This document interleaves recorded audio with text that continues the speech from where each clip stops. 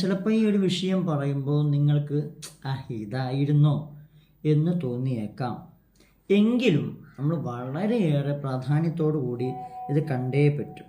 എന്താണെന്നറിയോ, അള്ളാഹു സുബ്ഹാനഹു വ തആലയോടും അതുപോലെ തന്നെ നമ്മുടെ സ്വന്തത്തോടും സമൂഹത്തോടുമൊക്കെ നമുക്കൊരുപാട് ബാധ്യതകളുണ്ട്. അതിൽ വിട്ടുവീഴ്ച വരുത്താൻ പാടില്ല.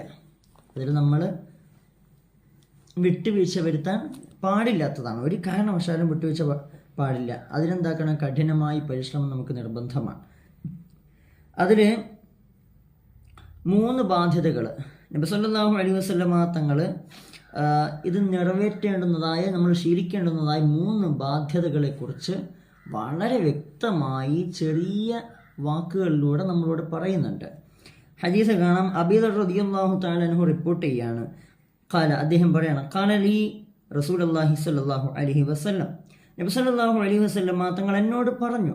അദ്ദേഹം പറയാണ്, നബി സല്ലല്ലാഹു അലൈഹി വസല്ലം തങ്ങൾ ഇങ്ങനെ സംസാരിക്കുന്നതിനിടയ്ക്ക് എന്നോട് പറഞ്ഞു. എന്താ പറഞ്ഞത്?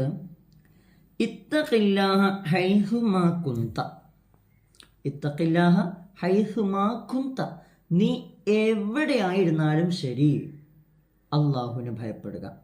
നീ എവിടെയാണെങ്കിലും, അത് വീട്ടിലാവട്ടെ, പുറത്താവട്ടെ, ടൗണിലാവട്ടെ, പള്ളിയിലാവട്ടെ, നമ്മൾ പോകുന്ന മറ്റ് ജോലി സ്ഥലങ്ങളിലാവട്ടെ, നമ്മൾ സംസാരിക്കുമ്പോഴാവട്ടെ, നമ്മൾ കിടക്കാൻ പോകുമ്പോഴാവട്ടെ, ഏതെല്ലാം മേഖലയുണ്ടോ, എവിടെയെല്ലാം നാമുമായി ബന്ധപ്പെടുന്നുണ്ടോ, അവിടെയൊക്കെയും അള്ളാഹ് എന്നുള്ള ചിന്ത വേണം, അള്ളാഹിനെ പേടിക്കാൻ വേണം.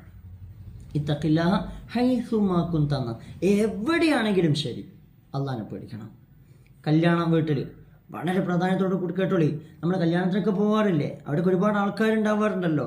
നമ്മുടെ പെൺകുട്ടികളൊക്കെ അന്ന് പോയി ഇടുന്ന ഡ്രസ്സിൻ്റെ കോലം കണ്ടിട്ടില്ലേ?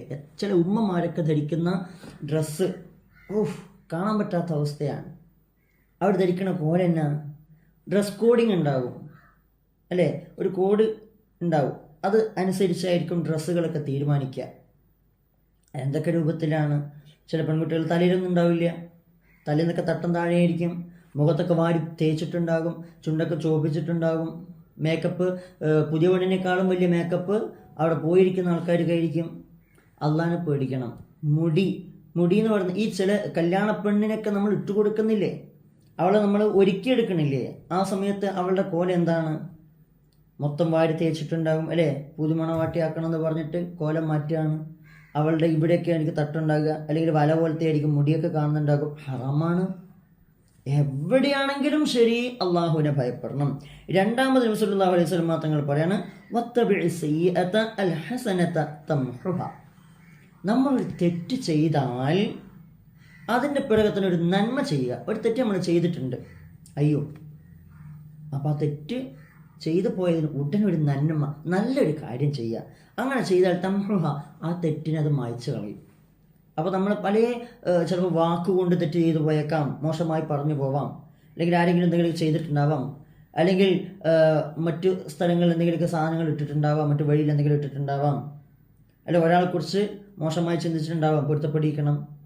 എന്നിട്ട് നല്ലൊരു നന്മ ചെയ്യുക. ഒരു നന്മ ചെയ്ത് കഴിഞ്ഞാൽ ഒരു 2 റക്അത്ത് നിസ്കരിക്കുക, അല്ലെങ്കിൽ അസ്തഗ്ഫിറുല്ലാഹൽ അസീം, നന്മയാണ്, നല്ല കാര്യമാണ്, ഇങ്ങനെ പറയാം. അതെന്താവും? ആ പാപത്തെ മായ്ച്ചു കളയും. മൂന്നാമത് പറയാണ്, വഖാലിഖിന്നാസ ബിഖുലുഖിൻ ഹസൻ, ജനങ്ങളോട് നല്ല സ്വഭാവം കാണിക്കുക. മുരടൻ സ്വഭാവം കാണിക്കാൻ പാടില്ല. ദേഷ്യം എപ്പോഴും ഇങ്ങനെ നിൽക്കുക. അതിലേക്കൂടെ പോയി അസ്സലാമു അലൈക്കും പറഞ്ഞാൽ അലൈക്കും സലാം പാടില്ല, അലൈക്കും സലാം. എപ്പോഴും നല്ല സ്വഭാവം, ആരെക്കുറിച്ചും മോശം പറയണ്ട, ആരോടും ദേഷ്യം കാണിക്കണ്ട, ആരോടും വെറുപ്പ് കാണിക്കണ്ട. ഇങ്ങോട്ടേക്ക് വെറുപ്പ് കാണിച്ചാലും അങ്ങോട്ട് കാണിക്കണ്ട. എല്ലാവരോടും ഞാൻ പെർഫെക്റ്റ് ആവണം. അള്ളാഹിൻ്റെ മുന്നിൽ അതിനാണ് സ്ഥാനമുള്ളത്.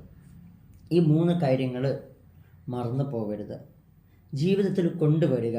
എങ്കിൽ നമ്പർ 1 മുഅ്മിനായ മനുഷ്യൻ നമ്മളായിരിക്കും. ചിലപ്പോൾ നിങ്ങൾ കേട്ടതാവാം, ഇത് വലിയതാണെന്ന് നിങ്ങൾക്ക് തോന്നുന്നുണ്ടാവില്ല ചിലപ്പോൾ. എങ്കിലും നബി സല്ലല്ലാഹു അലൈഹി വസല്ലം മാത്രം വളരെ ഗൗരവത്തിലാണ് പറഞ്ഞിട്ടുള്ളത്. അള്ളാഹു നമ്മളെ നന്നാക്കി തരട്ടെ.